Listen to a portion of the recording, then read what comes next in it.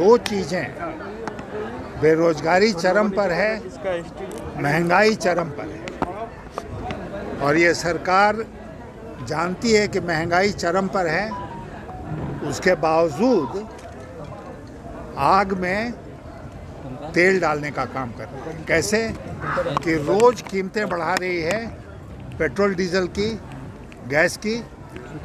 और सब लोग जानते हैं कि डीजल का सबसे ज़्यादा उसकी खपत होती है ट्रांसपोर्ट में, उद्योग में।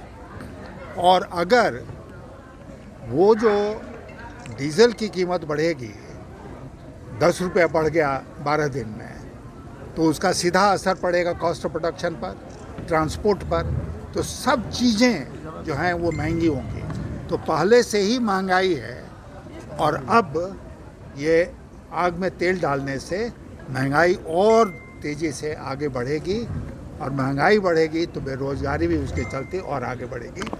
देश की अर्थव्यवस्था जो है वो बहुत आज खतरे में है। आप देश के विदेश मंत्री भी थे, फॉरेन मिनिस्टर्स भी थे।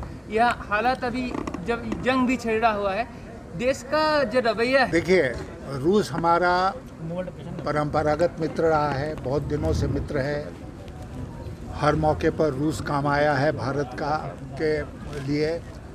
लेकिन एक दोस्त के नाते, दोस्त अगर गलती करता है ना, तो दोस्त का दूसरा दोस्त जो है उसका ये भी कर्तव्य बनता है कि अपने दोस्त को कहे कि तुमने गलती करी, अब मत गलती करो। यूक्रेन में जो युद्ध हो रहा है उसमें जो एक उसका मानवीय पक्ष है, इतने लोग वहाँ पर सिविलियंस मारे जा रहे हैं, घर नष्ट हो रहे हैं, उद्योग नष्ट हो रहे हैं। तो भारत को क्या करना चाहिए था? भारत को सबसे पहले मध्यस्थता की भूमिका में आनी चाहिए थी। यूक्रेन भी हमारा मित्र है, रूस भी हमारा मित्र है। तो हम सबसे अच्छे पोजीशन में थे ये कहने के लिए कि इस युद्ध को रोको।